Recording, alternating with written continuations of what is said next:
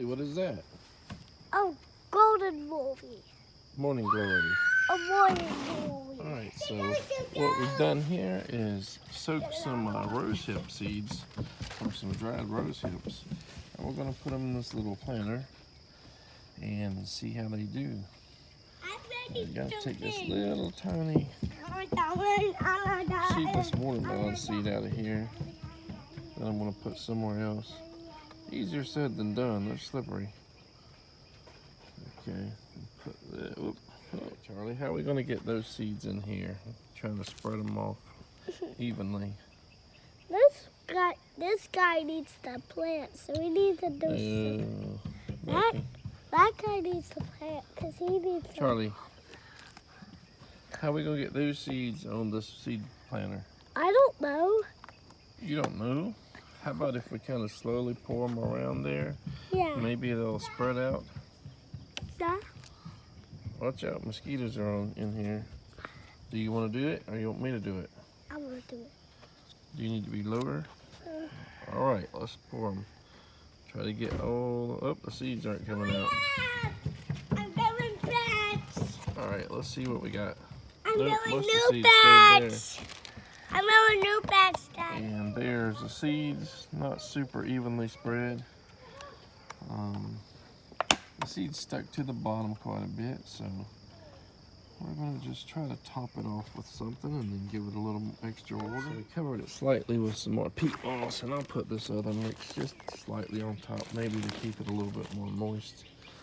And we will see if these guys ever sprout. Now, there's probably no guarantee this will be some kind of disease-resistant variety. We're just experimenting with seeds, see if they'll even sprout and all that good stuff. So this weed tea coffee brew. Watch this.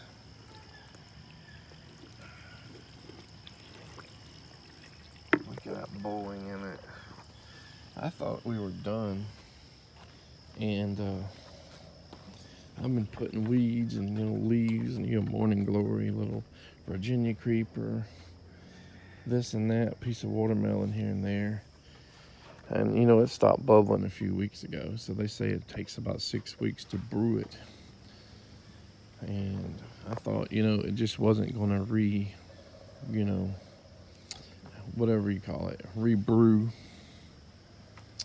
So I put a lot of stuff in it, just because I was cleaning out the refrigerators and stuff. And so it's got a little bit of dairy.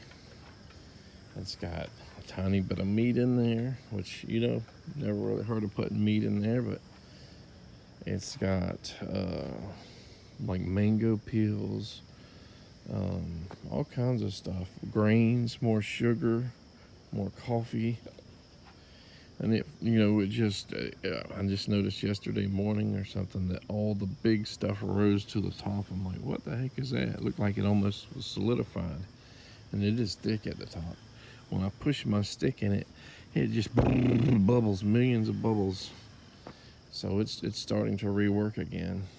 It's going to be a strong brew, but that's kind of neat. I think in the future I'm going to be doing different, coffee beer, weed teas in different areas. Have multiple ones going. So if I'm 1,000 foot away doing maintenance, like there's a lot of air potatoes in my backpack field that came from the forest, and who wants to do like maintenance, constantly pulling air potatoes just for the sake of getting them out of there? But guess what? If we think of it as compost or weed feed, as like not having to buy fertilizer and stuff, putting them in something like a weed tea, having it ferment and kill those weeds and pull the nutrients out of them, so that whenever this tea's done, and it can, most of the nutrients will be in the water or tea, but there will also be this, these weeds that are dead, and that'll help compost down too, and they'll have Their carbon, I guess, once they're done, once all the nutrients out, it's basically carbon, wet carbon. So which will sponge up nutrients too, I guess.